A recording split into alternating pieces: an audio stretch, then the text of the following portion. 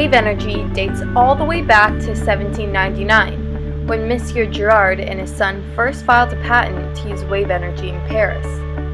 The modern pursuit of this energy went all the way to Japan and was developed in the 1940s by Yoshio Masuda, a former naval commander.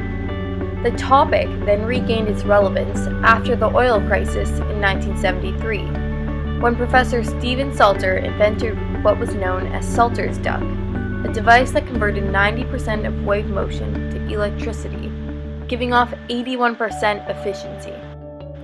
So now that we know the basic history of wave power, it's time to find out what it is and what it does. Wave power is the transport of energy by ocean surface waves and the capture of that energy to do useful work. For example, electricity generation, water desalination, or the pumping of water.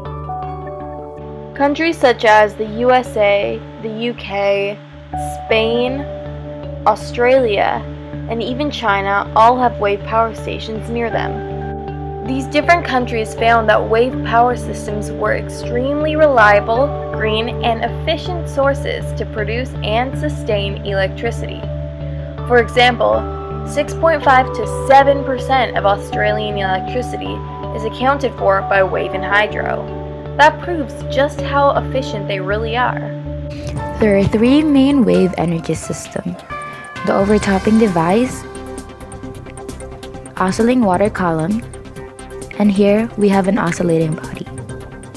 The oscillating body is either submerged or onto the surface of the water and is moved up and down, back and forth by waves.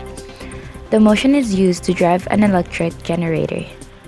The electricity is stored and then transported through wires connected to the main system.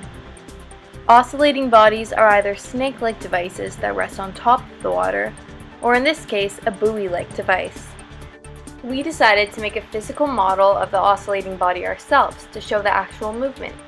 And if you use real magnets and coil wire, then when the magnets pass through the wire, electricity will be produced. Now it's time for some fun facts.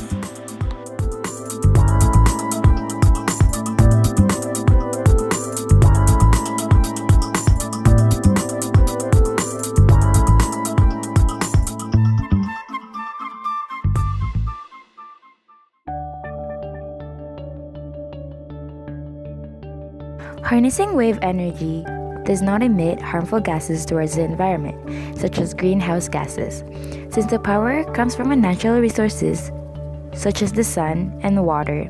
This energy can sustain a population for a long period of time. Since waves have a high energy density, the amount of power that a wave produces is huge.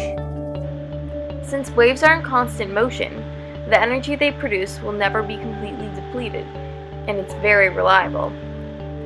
Waveforms don't occupy massive amounts of space.